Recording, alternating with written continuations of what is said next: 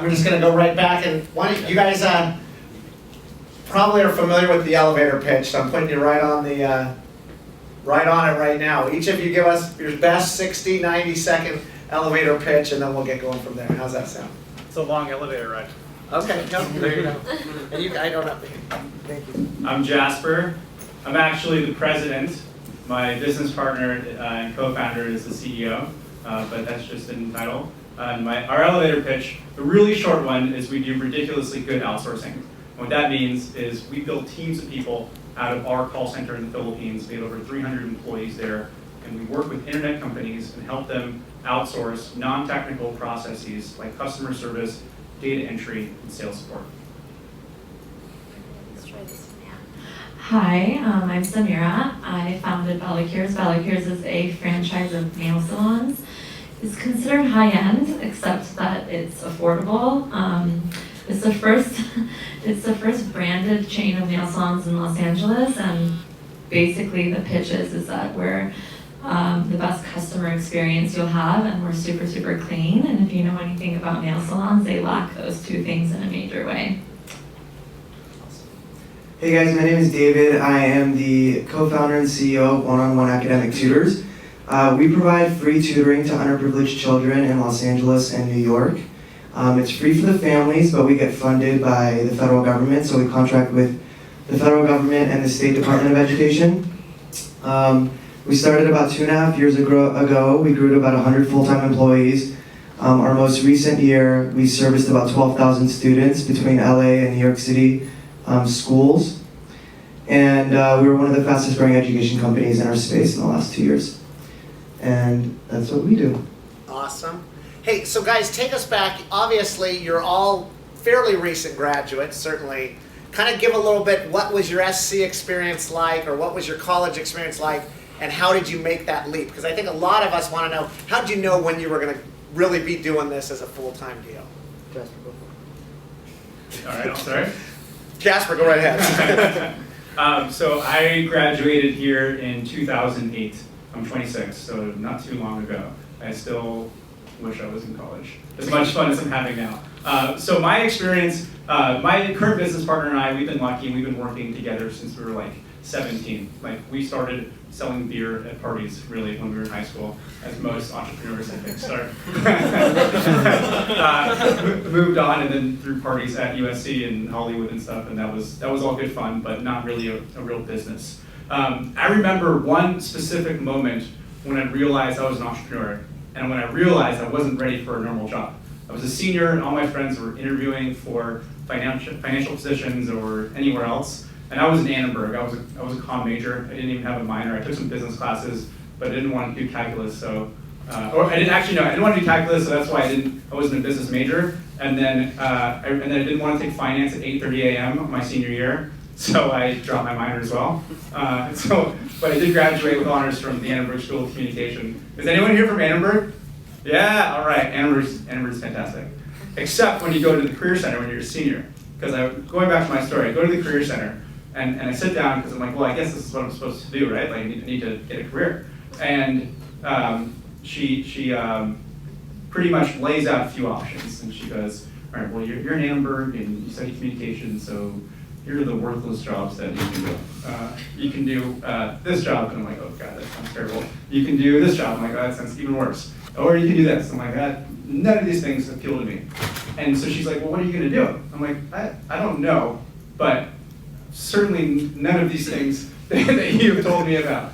So at that point I knew, I was like, I'm not gonna go down the normal career path. And I still had no idea what I was gonna do. At the time we thought we were gonna open a frozen yogurt store in Argentina. That was the original idea. So I was ready to move, I swear, I was ready to move to Argentina and put all my life savings into a frozen yogurt shop. And I went down there and we looked at like real estate locations, and we had like a chemist ready to mix our flavors, like an evil yogurt chemist, and it was really wild. We had like an investor lined up too, so we were about to do it. Decided not to, and that was when we decided to start TaskUs.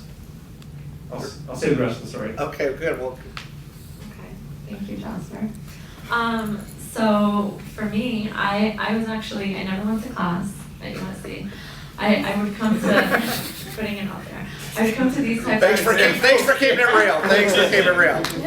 I would come to, I was in Marshall, I didn't do the entrepreneur program, but I did the international business program, but I would come to events like this all the time, and I would try to talk to as many people who were like sitting up here telling their stories to see what was going on in their brain and how I could become like them. One very vivid memory I have is I met Paul Orfila, the founder of Kinko's, and that day was like career fair day, so I was dressed in a suit, and he looked at me and he's like, "Why are you wearing that?" I'm like, "I'm trying to get a job," and he's like, "Do not get a job. Do you live with your family?" And I'm like, "Yes." He's like, "Start a business, start anything, don't get a job." And like, it kind of made sense to me. Like, I live with my family, I have no risk, I have no expenses. It's like not the best time to take a risk is when you have nothing to lose. So I didn't listen to him. I went and got a job. I hated my life for 10 months and I quit. I worked at KPMG doing consulting, and I quit, and I decided to pursue one of my random imaginations of what I think would be really cool to do, which is create a brand in the nail industry.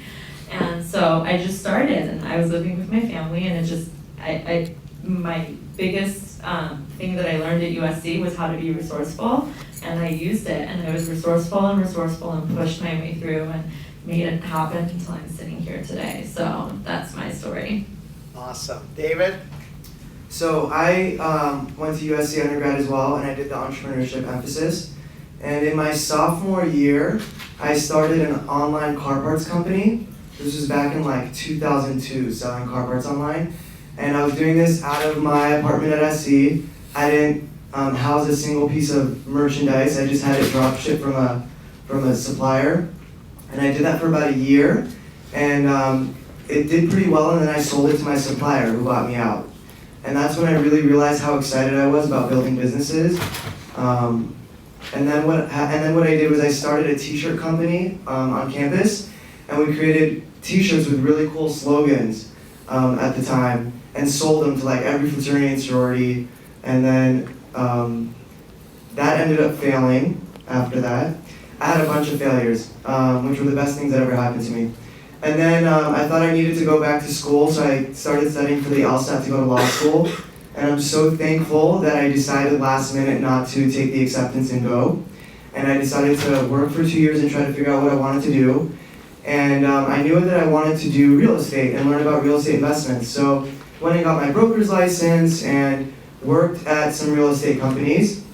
And I could never hold a job for more than 3 months. I would get in, I would learn everything that I could, and then I'd be like, okay, what do I do now? And they were kind of just like pigeonhole me and stick me in the job and just be like, kind of just stay there. That's at least how I felt. And I was like, I'm not going to sit around at a dead-end job. I need to keep learning and growing. So most of the 2 years right after USC, I was unemployed. And I would literally go to Borders and read as many books as I can about starting a business, investing in real estate, entrepreneurship, the mindset of successful people before us. And that really, really changed who I was as a person and my psychology. And then I came back to USC, got a Master of Real Estate Development. Everybody at the end of the grad program was applying for jobs, and I also was not. I was praying for the demise of the real estate market so I could go in and raise money and just try to buy as much real estate as I could with the resources I had. And then after I did that for about a year and a half, I got really bored and I partnered up with a friend and we started the education company. I made a long story short, but that's where it got me to. And I really think we succeeded because of all the failures that we had, or that I had up until that point. Great. So you guys have gone, you've now made this big launch. Did it go just as you planned? No, not even close. So I'll pick up my story with when we graduated and decided that the frozen yogurt business was not for us. But we started thinking about international business, and when we went to Argentina, the reason ultimately we didn't do it, the yogurt business that is because it didn't make sense to go down to South America and try to build wealth in pesos and move back to the States and live for dollars. Hey, Jasper, how did Argentina? I mean, how did you even decide? I mean, you just I studied abroad there. okay. So while I was at SC, I studied abroad there, and so we were convinced that the next big thing was everyone was going to have their own virtual assistant. So we went out and built a virtual assistant business. So TaskUs originally, we put about $25,000 that we had saved up from our other business in college and built a website. Had some other guys build a website for us because we're not technical at all. So we had them build a website and allowed people to outsource one task at a time. So they come to the site and they say, I have a 3-hour data entry task or I have a 5-hour research task. And our thesis was, let's find where in the world we can find specialists who can best complete these tasks, right? So a 3-hour data entry task might go to a team we were working with in Pakistan. An 8-hour research task might go to a team in the Philippines. And we were trying to discern who was better at what.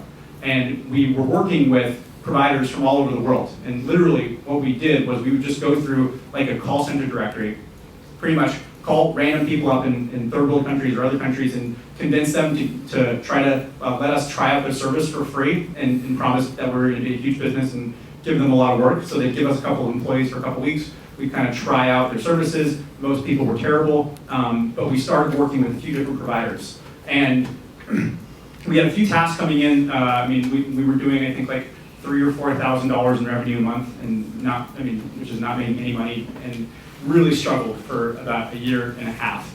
And lived at home with our parents, which, like Samir said, is probably the best thing you can do. Lived at home with our parents, didn't pay ourselves salary because we literally couldn't. The way we treat ourselves was once a month we would go to the soup plantation for lunch.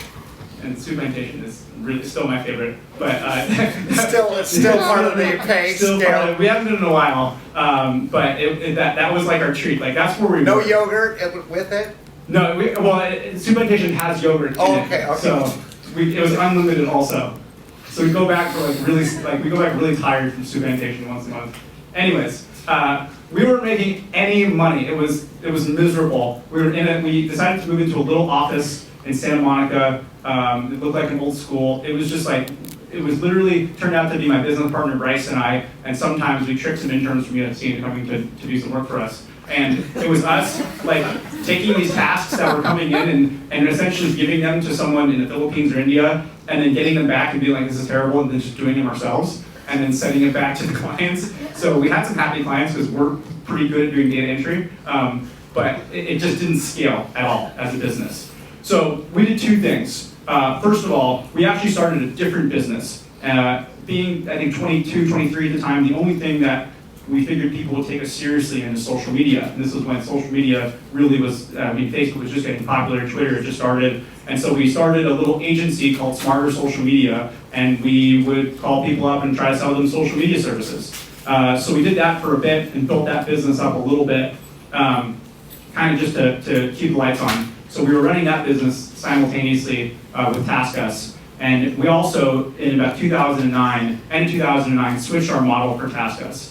We had gone to the Philippines and we found some random manager that we liked through just like phone interviews, wired some random guy in the Philippines $10,000 to set up a little operation for us, a little office. I mean, literally every decision we made was just because we didn't know any better. I never would have done that now, knowing what I know. And he went and opened a little office for us. We had about 5 employees there. And we switched our model and we said, you know what, instead of doing these individual tasks, 5-hour tasks at a time, why don't we try to focus on a whole process for a business? And we had a few friends in the startup space, and we said, well, why don't we go to these startup companies and figure out what kind of work they need outsourced? So the very first contract we got was a friendly relationship and a good contact we had at a company called PhoneTag. We knew the guy who founded it.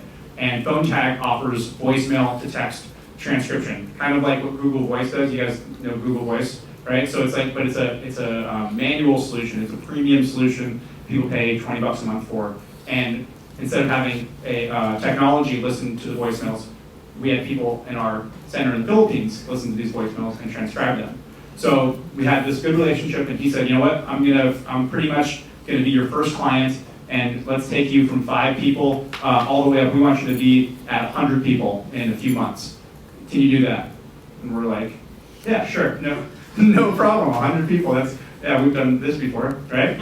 So we kind of scrambled and figured it out, we ended up getting, they only wanted us like 60, so we built a center up to 60 people, and they actually fronted us the money to buy all the computers, and essentially made about $100,000 investment in our business, and worked out kind of an arrangement that was like a cost plus arrangement, where we would kind of open the books to them, we show them all of our costs, and just charged a percentage for managing it, because no one in their right mind wants to manage this kind of operation in the Philippines. So that's how that first deal was structured, and that allowed us to kind of gain that initial scale.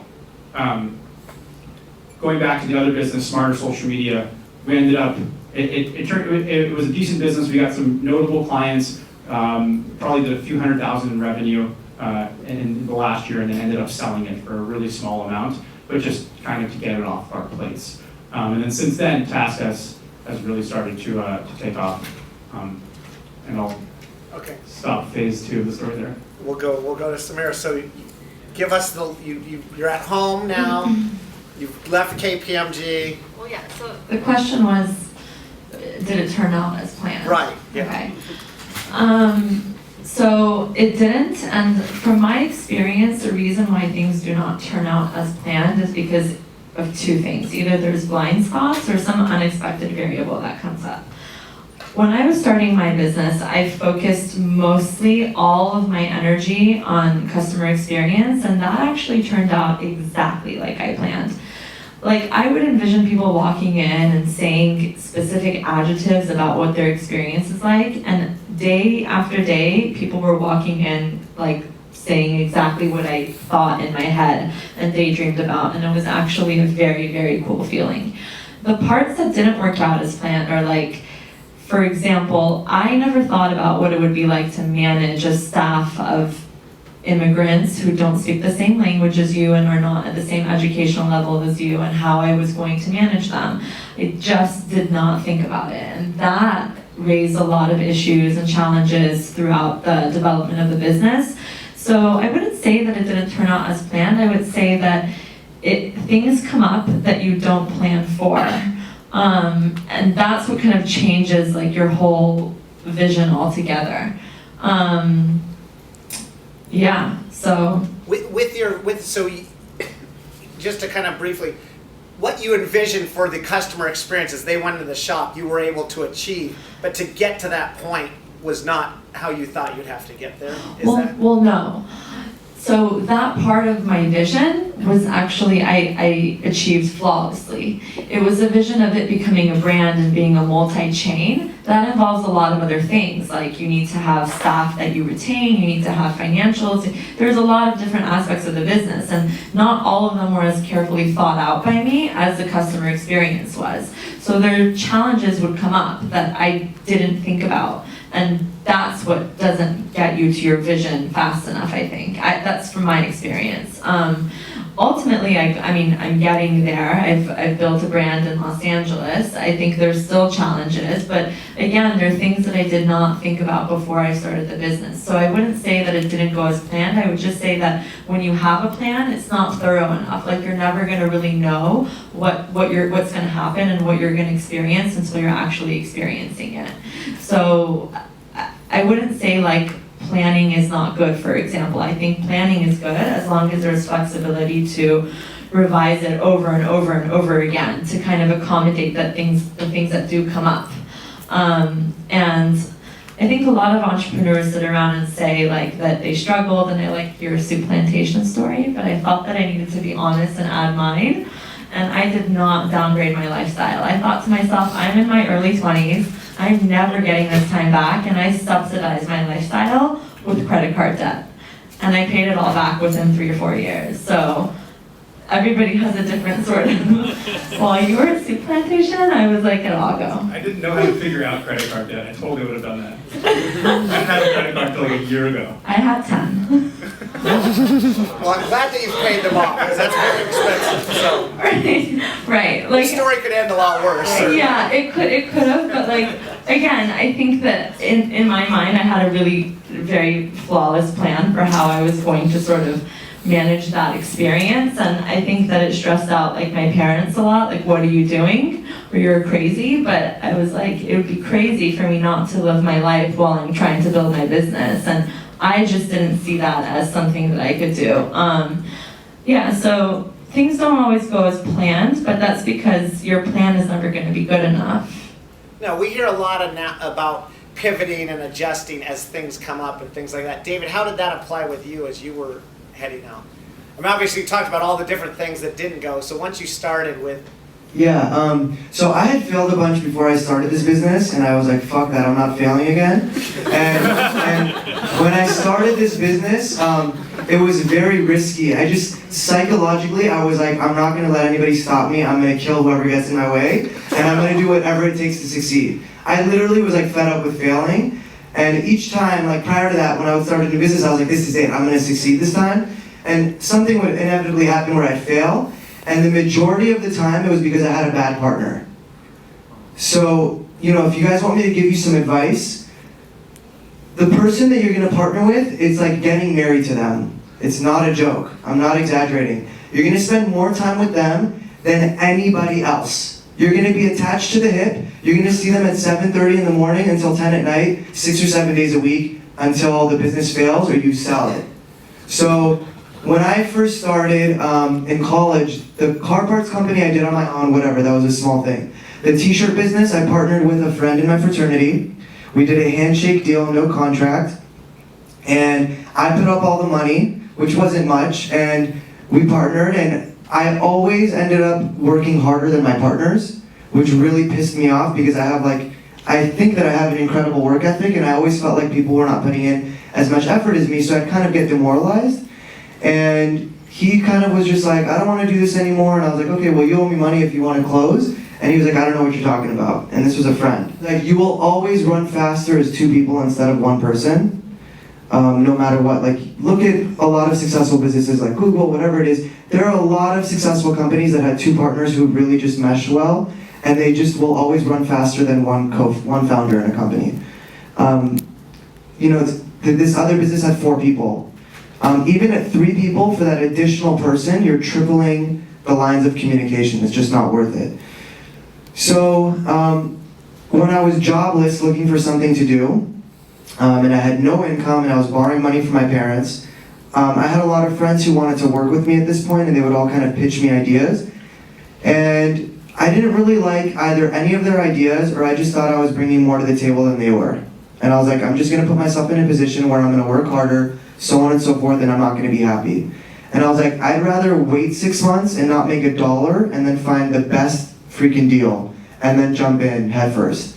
And when I met my business partner today at the time, he just really, we work really well because we're completely opposite each other.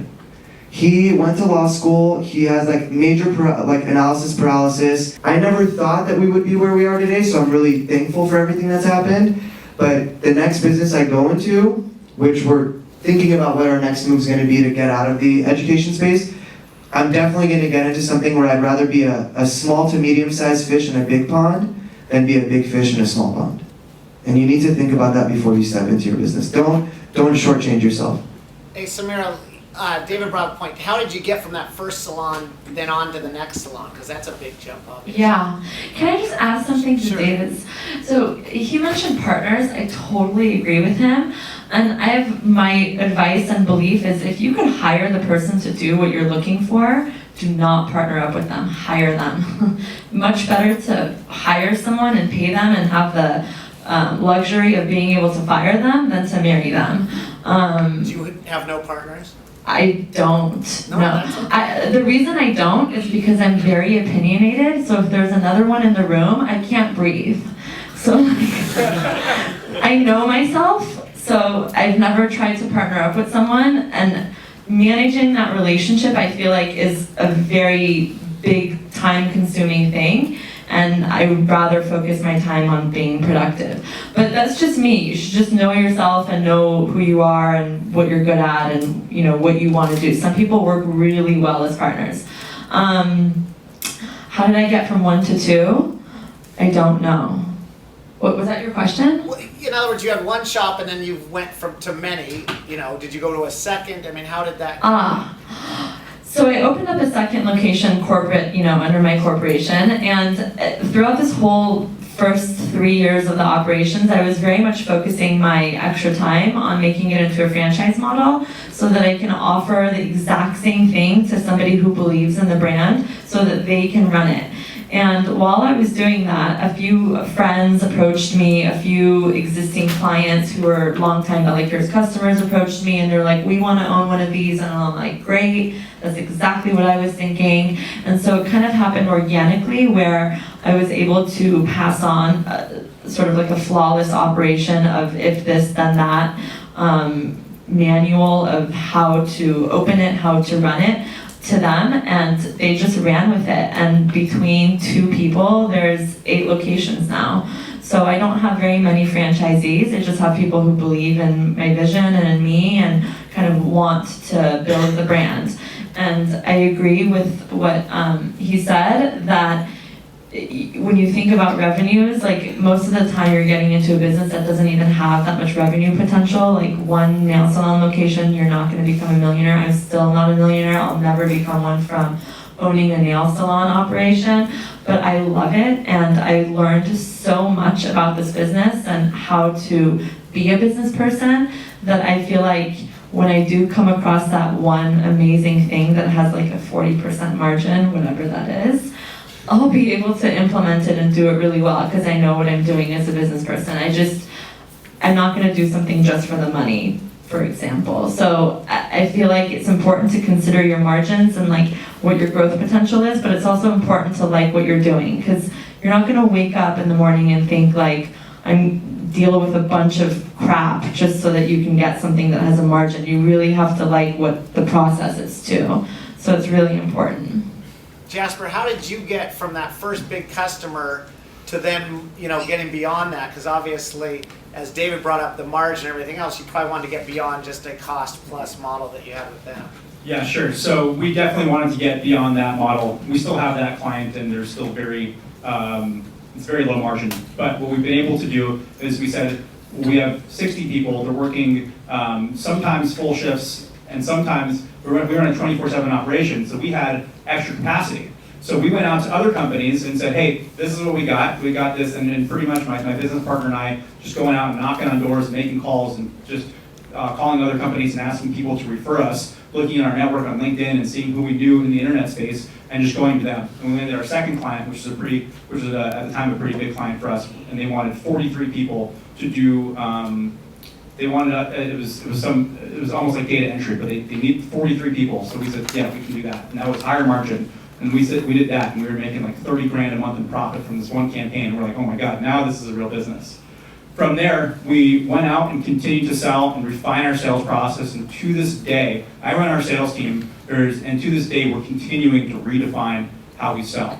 Every single day, we're continuing to build our brand, to refine our message, to work on our elevator pitch. We still argue about it all the time. And it's a constant process, and it's always selling. And for me, no matter what I'm doing, I'm always thinking about, is this going to grow my business? And people that I meet, I think, can they help me grow my business? Who do they know that can help me grow my business? So it's really it's a non-stop hustle, and it's always thinking about who you're around and how they can. Honestly, I mean, it's opportunistic, but it's how they can really help your business. So. Like what David said, your reputation is everything, and acting with honesty and integrity is so important. No matter what you do, it all comes back to your name. It's this business or next. But again, to get from where we're at now to, we have 45 clients now, and we work all in the internet space. So we work with Apple, Living Social, Airbnb, Savings.com, all kind of brand name internet companies. And that space has become really, really small for us. And so once we got a few clients and we were able to point to some of them and say, hey, here's some of the guys that we work with, it becomes a lot easier.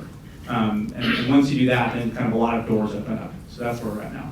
Okay, one of the things in entrepreneurship that we talk a lot about is secret sauce. What makes you different than your competitors, or what's that little thing that really got you guys? And maybe all of you can answer that in a different way, but what is your secret sauce? Because it has to be something.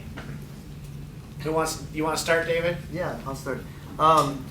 So I'm going to try to be less like industry specific or business specific to what we did and just kind of make it generalized so that you guys can apply it to your own lives, okay? first of all, you should be so thankful that you're young because young people have a certain sense of energy. Like you guys, there's energy in young people that sometimes much older people sometimes lose because either they've succeeded and they become comfortable in life and they don't have that hunger in them anymore. So for us, we stepped into a space, education, which needs a lot of reform and is being run by a lot of, conservative people who don't innovate. And we were like these two young kids on the block who just wanted to change everything. So for us, we were just extremely aggressive in everything that we did. Another thing that we did is we constantly innovated. So what I would usually do is I would look at every failing company or company that basically sucked in our space, and I'd be like, what the hell are they doing? Because I definitely don't want to do that. And then I'd look at every successful company, the guys at the top, and I'd be like, what the hell are they doing and how could I do it better? And that's literally the way we started on day one. And literally within the first year of starting our business, we were milking the market away from our top competitors in the space. And we had a huge target on our back because they wanted to come after us. So we constantly just had to innovate to be ahead of them.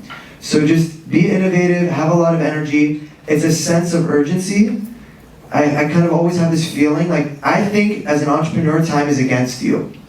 If you go in with that mentality of like, holy shit, I need to do what these guys have done in 2 years and 6 months, I think that you will succeed. Because being nimble and quick and decisive will help you beat guys that are much larger and have a lot of infrastructure and just take time to make decisions. And that really helped us kick some ass when we started. Great. Okay. For me, I have, is this on? Yeah. I have a different approach a little bit. Mine's more emotional. I think that when you're in a business where you're dealing with people, I guess even B2B, I think you have to think about the other person and what kind of human being they are and emotionally connect with them. For us, it's emotionally connecting with women and, 10% men who really want to feel like they belong when they come into the salon to whatever experience it is they're having. So in order to kind of create that, the business has to take on its own person. So we do little things to kind of communicate emotionally to our customers. And one of them, for example, is giving back. I'm very, very big on giving back to the community. So we partner up with schools, we do fundraisers, we do a bunch of things for charity, just so that our company is more emotional and human. And then that way it sort of opens up for people to kind of connect with the brand. The other part of it is managing our staff to kind of feel that they're part of a brand too. And they're not just there to do a service, that they're giving something more to the customer. So I feel like they connect better. I think that's the same with Jasper's, right? It's a more emotionally in touch version of call centers, because we all know what the call center experience is like. Yeah. So I think that's my secret sauce. It depends on what your industry you're in, just like he was saying. It really depends. But there are so many really good books about creating your secret sauce. Yeah. Yeah, and I think everyone's does have to be different, certainly. Jasper, what do you? Yeah, and it takes a long time to develop. It really does. Jim Collins writes about the hedgehog concept, which is taking 3 years or so to really find that one thing that you're best at. But for us, our secret sauce, I'd say, lies in two things. One is we say we try to bring sexy to outsourcing.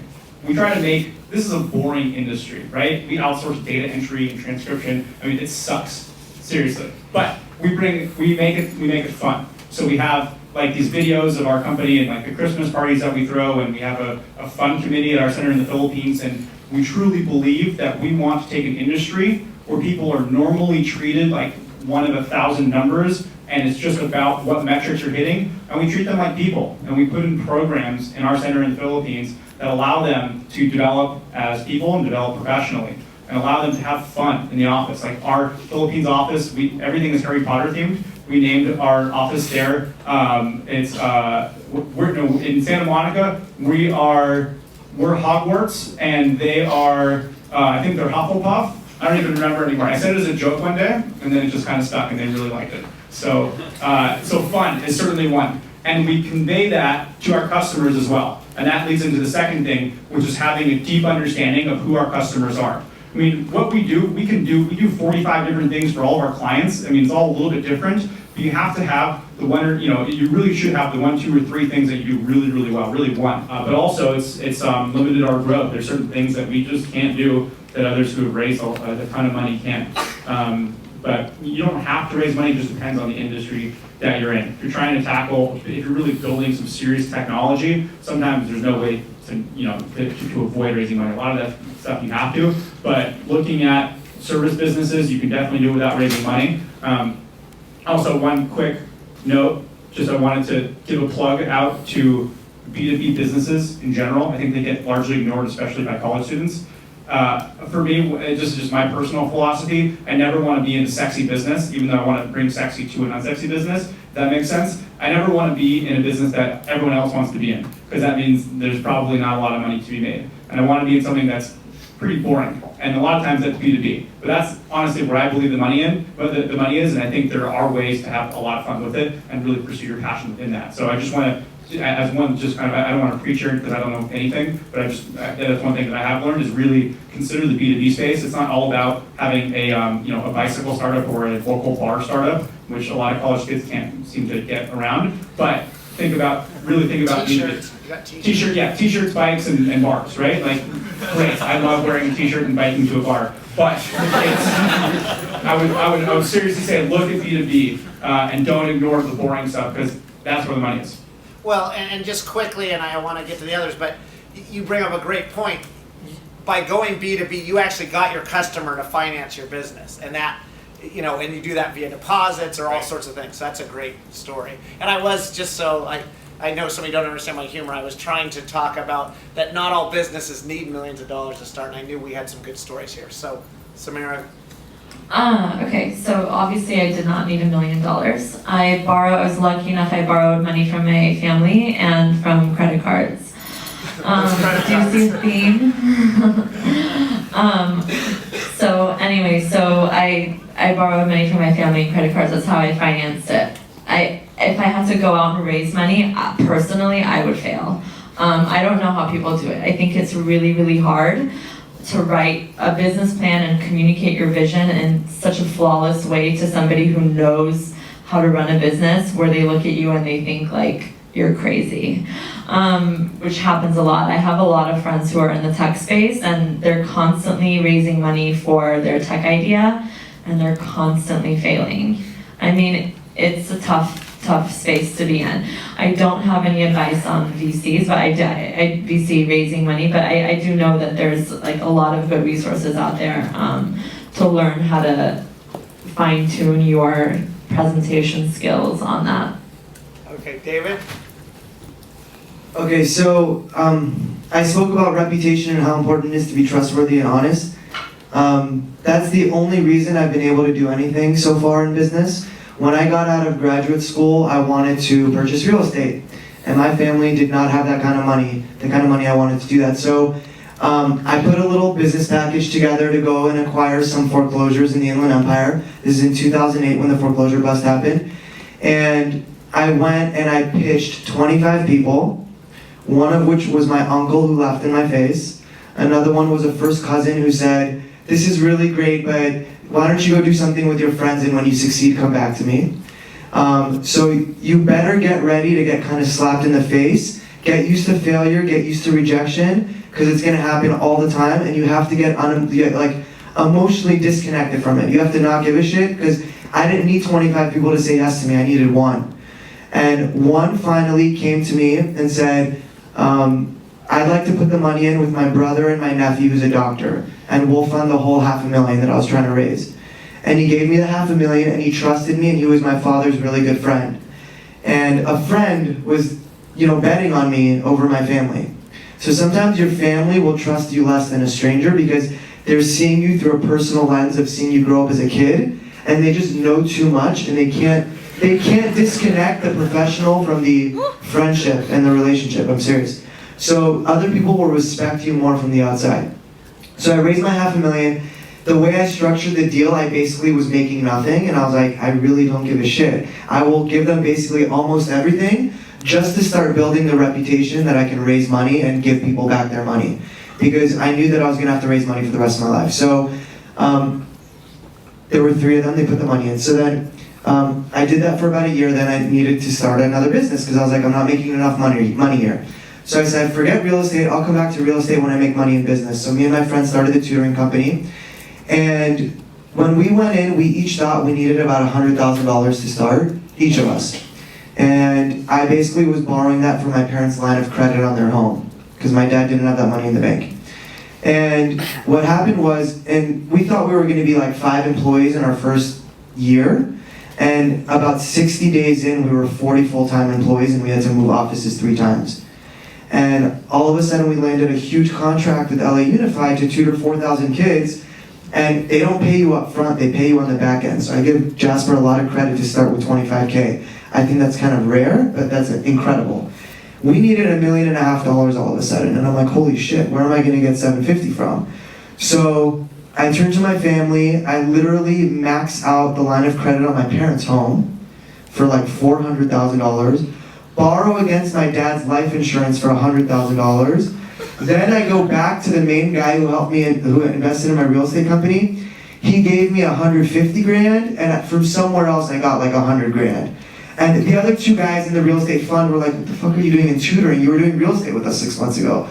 And I was like, I don't know, this is a great business. We landed a huge contract. You know, I have guaranteed revenues to come in. And they didn't want to come in. So at one point, when we maxed out on our expenses before some revenues were coming in, I think we had like $5,000 in the bank. We like had spent the entire $1.5 million. And all of a sudden we got a huge payment from the district, and I was like stressing out big time during this time. Like, if this wasn't gonna happen, I thought like even being a contractor for the federal government was like a lie. Like, is the federal government really gonna pay me, or are they gonna go broke? And I was like, my parents are gonna be out on the street. So that's why I said I wasn't gonna let anybody get in our way. And then we got some money back. I paid all the investors back, and then we went and raised $5 million from a hedge fund out of New York. And we were really lucky because we didn't have to give equity away. They gave it to us as a form of debt, so we got to keep the company completely to ourselves. And that literally skyrocketed our growth because of the types of investments we were able to make. And we tripled in size overnight. So that's my story. Just reputation's everything. It all comes back to that one real estate deal where one guy took a gamble on me. And right now, there's a lot of people that would write me a check kind of with their eyes closed, so. Okay. Thank you. We'll go with questions and pass the mic around. So whoever's got a question, raise your hand, and Matt will bring you the mic. Your name and Hi, it's working good. Yeah, I'm Matt. I'm a freshman this year, and I just had a question. You guys are obviously transforming into large businesses. I was wondering how you maintain the startup culture rather than going corporate. Startup culture. Jasper's good at that. Jasper? Yeah, sure. That's actually a huge thing for us, especially because our culture is super important in the Philippines as well. So one thing is having core values and really living those core values every single day. And so when we thought about these for a long time, and for us, there's 3 tests that we run through all of our core values. Core values like integrity and honesty, respect. It's like, yeah, it's bullshit, right? It's too general. So thinking about things, the 3 tests that we run through our core values are: would you be willing to confront a coworker if they weren't living this value? Would you be willing to leave money on the table or pay extra money to have this value lived? And would you ultimately fire somebody if they weren't living this core value? And we were able to establish our 5 core values based on those rules, and we ran them through all those tests, and the answer has to be yes to all of them to remain a core value. And then taking that, making sure the buy-in in the Philippines, especially our management team there, was there, and then really making sure we live those core values. And so, like, for example, one way we maintain culture is every week in our Monday morning meetings, we go around and we have a core value story, and every single person nominates someone else from their, and says what core value they represented in a specific action in the last week that they can say how they, like for example, like always strive for excellence is one of our values, and saying so-and-so, really stayed late at the office this night and worked on this project. And that's kind of an example of how we maintain culture. But it's tough, growing to now that we have over 300 people, it's tough to get buy-in at every single level. But having a culture and having, I believe, values are the backbone of every culture, and making sure you stick true to that, you can really transcend what an office can be and what you can keep your hands on, and you can continue to build that into your brand and the brand story that you convey to your employees. Hey, just quickly, Jasper, in that 300, how many in Santa Monica, how many in... We have 10 in Santa Monica, and then there's 300 plus, I don't know exactly how many in the Philippines. Okay. Who else has a question?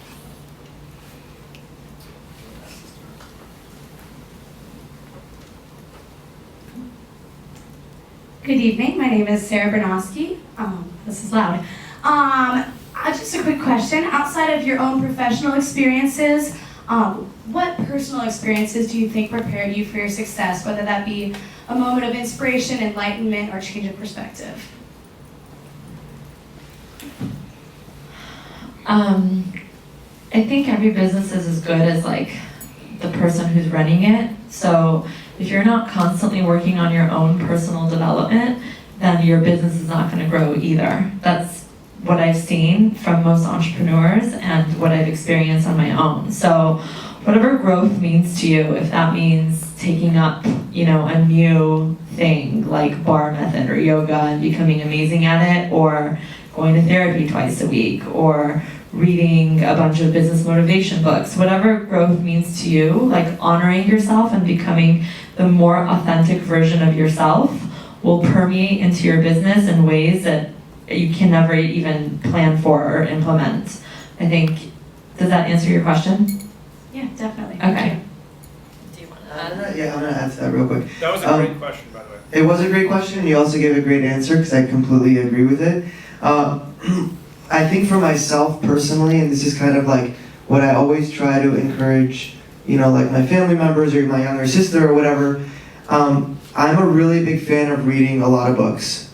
And books completely changed my life. A book was what caused me not to go to law school. You need to be so confident in yourself and not cocky like you think you know everything, but you just need to have a certain level of confidence where no matter what rejection or challenge comes your way, you're like, F it, I'm gonna figure it out and I'm gonna make this happen today. And a lot of people I think lack that. And a lot of times when you find like investors who wanna invest in a company, so on and so forth, the first thing they look at are the founders. Who are you? What's your psychology? How do you think? So on and so forth, before they even look at the business. I totally agree with what he said. I think if you're interested in a good reading list, you should email the three of us and we can send you ours, because I definitely have like 10 or 15 amazing books I can suggest, and I'm sure our 10 or 15 are probably different books, so I think that'd be good for you to do in case you want to get a good list to start. Do you want to add anything? Yeah, so you asked about personal experiences, right, and how that's prepared you outside of professional things. I can say one thing, it may sound a little bit silly, but actually when I was at USC and in a fraternity, that is one thing that prepared me for running a business. And I think it's true in any student organization, really, because that's the first time where I was really exposed to like culture. And I was the vice president of my fraternity, and I said I was the worst and best vice president ever, because I didn't do anything. Like I literally I was like the worst actual vice president. But I realized while I was doing it that if I wasn't going to do anything, at least what I could do is make everybody really happy and get everybody really excited about everything that was going on. And that was the first time I learned. I was like, okay, this is culture, right? And it sounds silly that it happens like in a fraternity, but it does. And if you can get people like psyched up about what you're doing and get them really excited and let them buy into your passion, they will perform better in their roles. And so I've been able to take that now to my company, where I still don't do anything, but I get everyone really excited about what they're doing. That's something. Can I add one more thing? Yeah. Another thing is, I think you guys just need to get to failing as quickly as possible. When I talk, we get pitched now by a lot of entrepreneurs who want us to invest or come on board and give them guidance or whatever it is. And when I say, well, what have you done before? And they're like, this is my first business, I freak out. Because I'm like, they have no idea what they're about to get into. So you need to get through that cycle of repetition of failure, because it's guaranteed to happen. And the sooner you do it, the sooner you're gonna, you just gain some experience where each time when you fail, the next time you start a business, you can see the road ahead a little bit better. Because the biggest challenge when you start a business is you don't know what's around the corner. And the more experience you have under your belt, you learn different things through each business, and you're like, holy crap, I've been here before. I remember from my last business XYZ, this happened. And you're gonna prevent that failure from happening, because there's so many opportunities for failure in a business. Thank you. Yeah.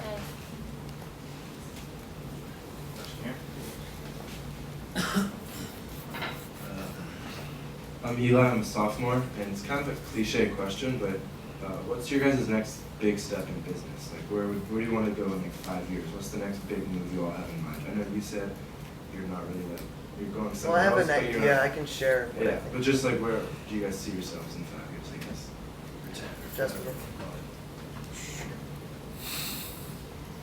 For us, that's a good question, Eli. And for us, it's really continuing to build our business. We have some kind of medium-term goals, I call it, for revenue. We want to get to 10 million, which I want to do in the next 18 months, because I think we can do. And at that point, the doors open up for A, acquisition, B, strategic investments from people that we actually want to take money from. But more importantly than focusing on that, because that's secondary, is continuing to offer really, really good service to our clients and continuing to sell.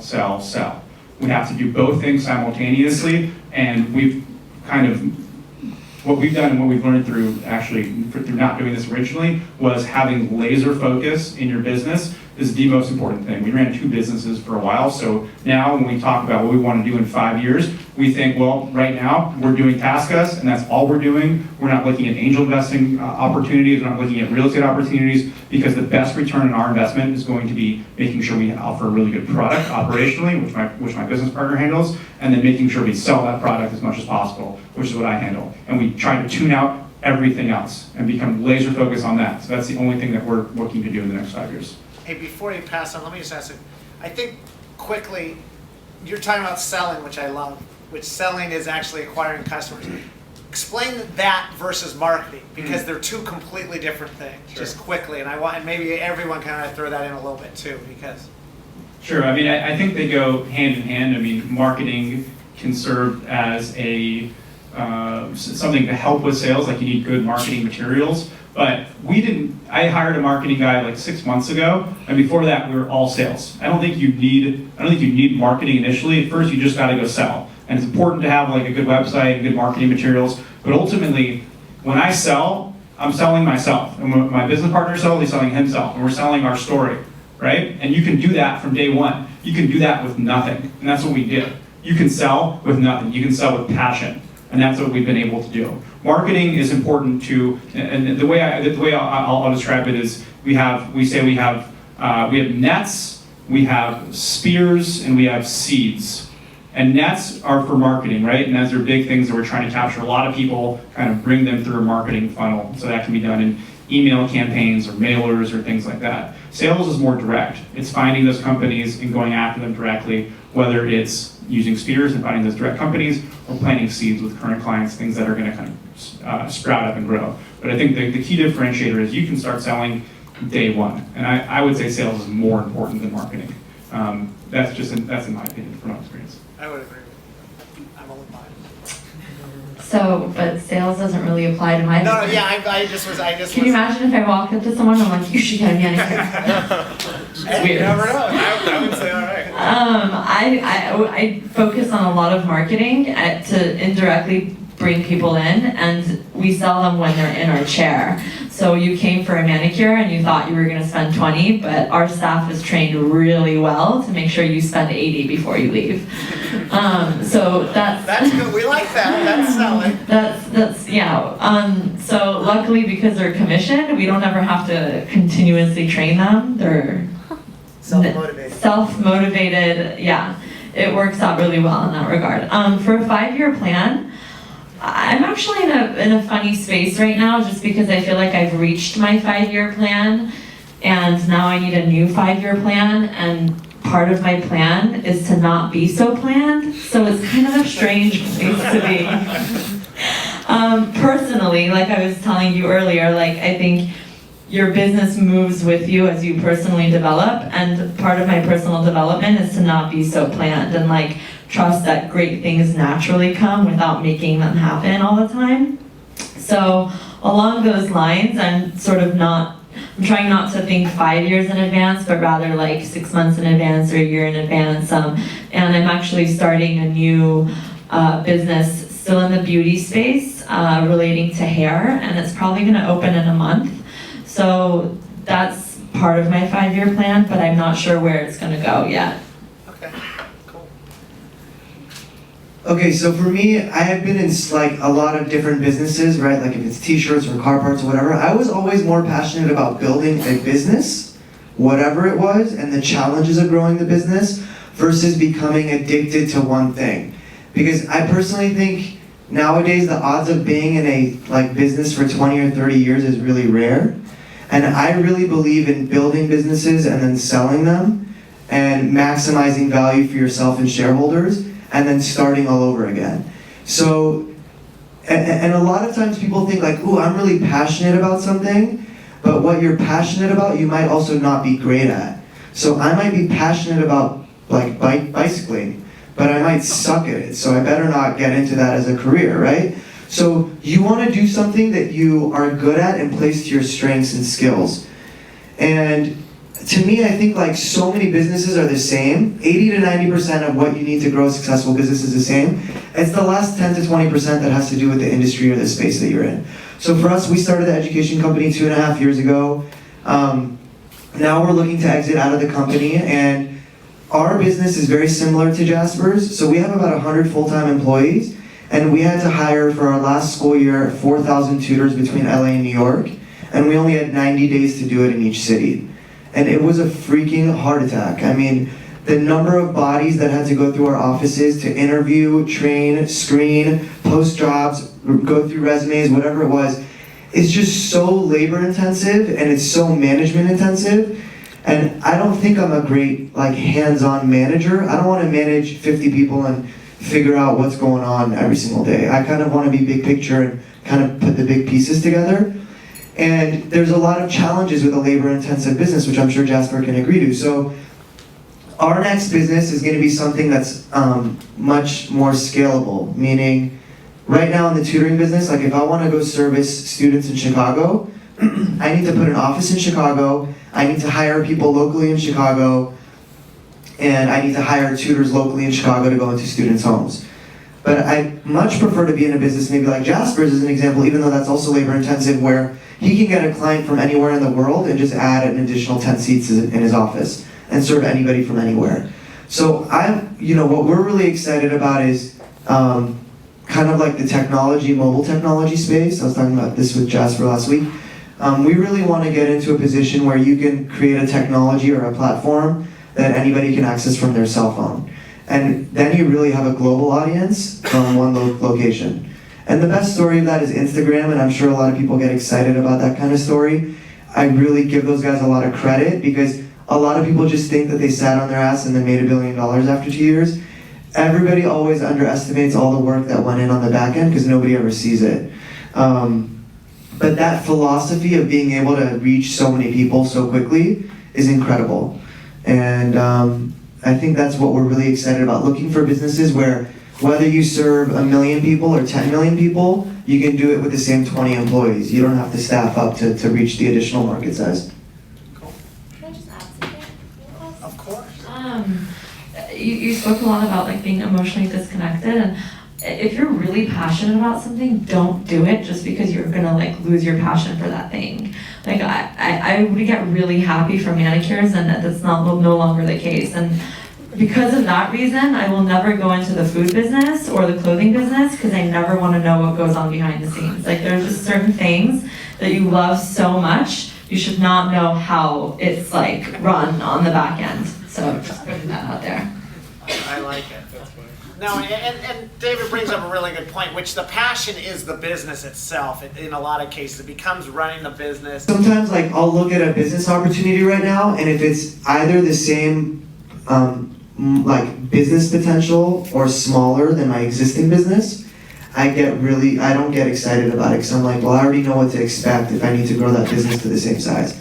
So each time you grow a business, you kind of get to the top of the mountain, and then you look around and you look for the next mountaintop that you want to climb. And your vision kind of grows with your confidence over time as you succeed. Okay. We had a question here and then in the back. Hi, my name's Vincent. This question will be targeted more towards the education sector. Me and a couple of friends actually got together and got the tech going on with education, but one major challenge that we face is that in your particular sector, it's really hard to break in because of all the bureaucratic system. Like we approach a lot of different schools, universities, and first question people ask, is this non-profit? If it's not non-profit, they're like, oh, okay. Because people see a lot of risk when it's like a for-profit education thing. So my question to you will be, how do you actually get your first step in? Because we've been getting a lot of like, oh, okay, we'll do it. Professors are interested in our services to be like, oh, this is a good idea. We don't mind being on the board, but like actually helping you out, be like, you know. And how do you break into that bureaucratic system? Okay, so I hope you're unemotionally connected to that business. So my answer is, I am extremely bitter about education now after being in it, because our model is we contracted with the state and the school district, and ours wasn't like a special relationship. There are a lot of funding opportunities, if you look at the Department of Education in California as an example, where they receive money from the federal government, and it's basically open to anybody to apply. Now there's a caveat, they don't just take anybody off the street to apply. There's a lot of requirements. And the first time I looked at the application to become an after-school provider, it was so long, and I was like, okay, I know some of our competitors, they're not that smart, I know they didn't fill out this application. How did they do it? And I started looking for a consultant, and there's a consultant for everything out there, I'm convinced. Whatever you want to do, somebody out there has done it before you. So I literally went on Google and found a consultant who filled out this really ugly 50-page application and helped us do it.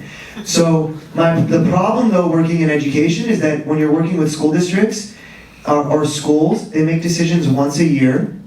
It's usually 6 to 12 months in advance. So if you miss that deadline, forget about it. You're gonna have to wait another year and a half. And then also when you get in with them, they expect you to do everything up front and they'll pay you on the back end. So that's why we needed so much capital to start. So it's really capital intensive. They don't want to talk to you. They're unfriendly and usually they're very uneducated. And a lot of them will say great idea, but they'll never sign on the dotted line. And the people running education are less educated than the people you're trying to help. So it's really a difficult space to tap into. So if you're not going for like a funding source where it's like an application, like a RFP, it's really difficult to break in. I mean, I'm happy to talk to you afterwards and I'll try to push you in touch with some people. I think in the back we had a question.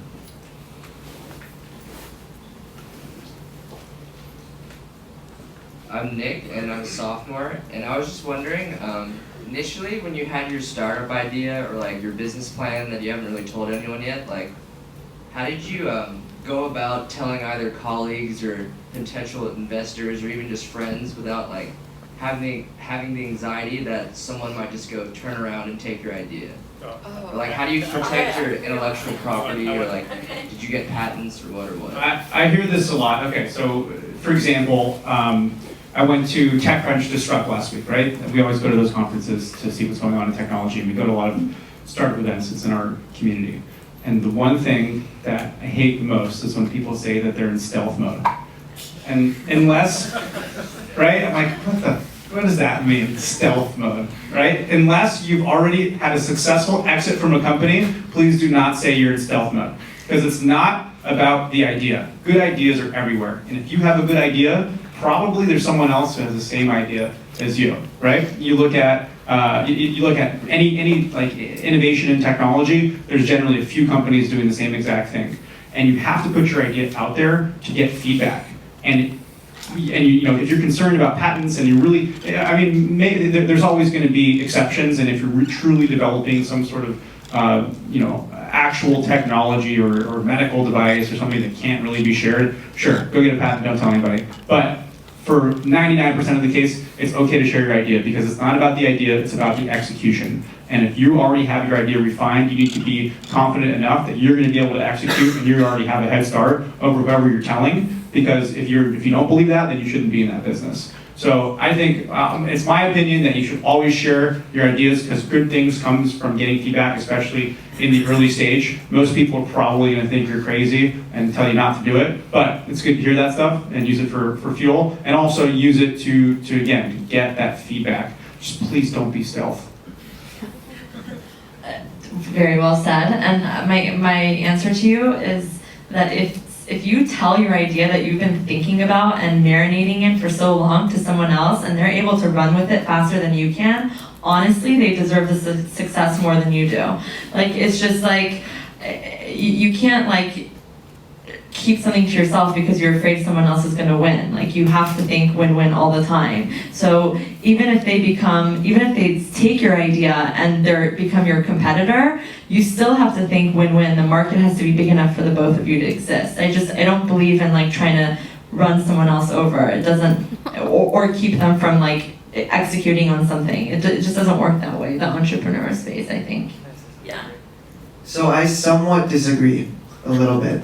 I don't think you should really talk about anything until you've done it, because a lot of people talk a big game and then don't do anything, and then you just look stupid talking about a million ideas and you never execute on any of them. I have a best friend who keeps talking about ideas, and when he talks, like now when he says, I got this great idea, I'm like, great, tell me about it later. I don't want to hear about it anymore. So, better idea, come up with your idea, talk to whoever you need who can give you honest feedback to guide you, and then once you've started it, then share it with people. Or when you feel like you've got a little bit of success under your belt, then share it with people. We didn't talk about our business to anybody for like the first 3 or 4 months until we landed a big contract. And I was like, holy crap, we're actually a real company, and now I'm comfortable sharing it because I don't need the whole world to know about my failure and pick apart at it, right? And the other thing is, I didn't need the world to know about my business because we're dealing directly with the school district. Now, another thing is that I liked that Jasper said is like, you're going to talk to a lot of people, and most people are going to tell you you're going to fail. And my philosophy is that success is the best revenge, and let more people tell you you're going to fail because you're going to prove them wrong one day, and that's just going to fuel your fire to succeed. I don't know. Did that answer the question? No, that was great. That was great by all of you. Kind of follow-up question. Yeah, that's fine. No. And then, I mean, as far as like obviously, if I were to potentially go to an investor, they obviously have like an exponential amount more resources than I do. Like I have like okay, that doesn't matter, but like it's like, are there any like legitimate or concrete ways to like really just protect your just an idea? It's like if I go to an investor and he has millions of dollars, which I do not, like, what if he just turns around and like implements my idea like without me? Okay. I mean, not to say that like I have a great idea or anything, but just possibilities. He's a friend with a great idea. I think there's a lot of legal documents that can protect your idea, but a contract or a document is only as good as you're going to enforce it. So if you don't have millions of dollars to enforce and go after someone with millions of dollars, I think you're wasting your time trying to protect yourself. That's my personal opinion. I think let me just jump in a little bit. I think that's exactly it. And the idea, and they all hit on so well, the idea is not what makes a business. It's what you get started, but you have to take that next step. You have to keep pushing through it. So, hey, let me, in closing, you one more question? Let me go quick, and then I want to give some time so that you can come up and talk to individually or whatever you may have, but we'll do a couple quick questions and we'll do a... Where are your ideas for new growth and new ventures inspired from? Is it from the customers or by yourself? And what specific ways do you go about doing that? Is like do you have a customer complaint system, or do you keep a journal every day of like complaints you have in your life, etc.? I got really excited. My customer complaint system is amazing. I mean, if you think about the thousands of women from LA that come into our store, and the percentage of them that's like, absolutely insane. We have the funniest customer relation emails out there ever, I think. We do have a system in place that gathers feedback, and we answer every single person. And going along with what Jasper said about core values, if their complaint is not about any one of our values, we sort of just appease them and sort of just try to be like, go somewhere else because you're crazy. But like, I mean, yeah, that's pretty much it. We have a huge customer service system in place. Okay, my answer is that when you hire people to join your team, make sure you're the dumbest person in the room. And I really mean that. Hire people that are way smarter than you in everything that you do.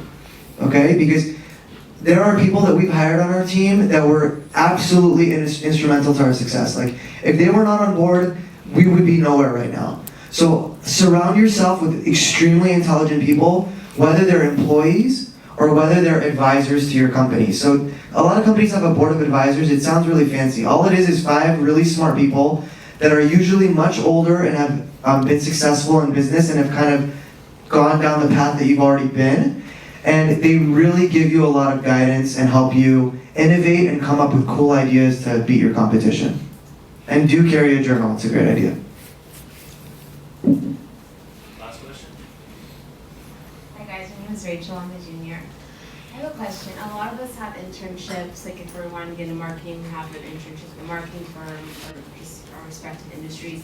But I'm wondering what role internships play in the entrepreneurship space, because like you said, you jumped around all different kinds of areas. I don't know if you guys interned at beauty supply sort of industry places.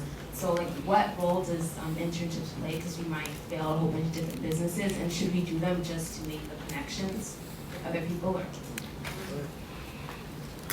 I'm gonna give an politically correct answer. I think they play a role where you're like, oh my god, I can't do this, I'm someone's bitch, so much that you're gonna wanna go start your own business. I don't think that necessarily like the connections or the experience, it just depends on the company that you're working for. Small company where you've got relatively easy access to really smart people who are running the show, and just simply being around them and seeing their personality and attitude and how they make decisions and how they react under pressure, that kind of stuff is going to stick with you, because the next time you're in that position, you're like, I got this, I can do what that other person did. Because it's always, when you see somebody else do something that you've never done before, I kind of always get the confidence, like if they've done it, I could do it too. And if somebody hasn't done it, you kind of freak out because you think you're the first person who's doing it. I think internships are great at a small company. And when you get out of college, I would really highly recommend taking very little pay at an incredible startup. Because at a startup, you don't really have a title. You're gonna do 20 million different things, and that's what it's like when you start your own company. Like, we don't give a crap about titles because everybody's doing everything. And I'll never forget this one guy that I hired. We were looking for a really high-end programmer, and we got a bunch of applications in, and this one guy came in for an interview, and we were so busy, I didn't even have time like thinking about what was going on. And he emailed me, and he's like, Dave, I'm gonna cut you a deal. He's like, I usually get paid X, but I'll come in and I'll work for the first 90 days at 50% of X, or 60% of X. And he's like, I will knock your socks off, and I know you're looking for an incredible guy to just save money and change your, but he was like saying all the right keywords. I'm like, oh my god, save money, help me make more money, so on and so forth. And he's like, just give me 90 days, and if you don't like me, let me go. And otherwise, I would have never ever paid the amount that he was asking for up front, not trying him out. And he ended up being with us the entire time. And he was the only guy who did it. I thought it was really smart. So be associated with a company where people are gonna respect you when you get out of the company, right? So go work somewhere for a year or two where if you say, I worked at XYZ and it was a growing company and it was successful, people are gonna be like, holy crap, she worked with those people at that company, she must know a lot, and then you can demand a salary or so on and so forth. You need credibility, and you need to piggyback off of somebody else's success. 3 great entrepreneurs, 3 great stories. Let's give it up.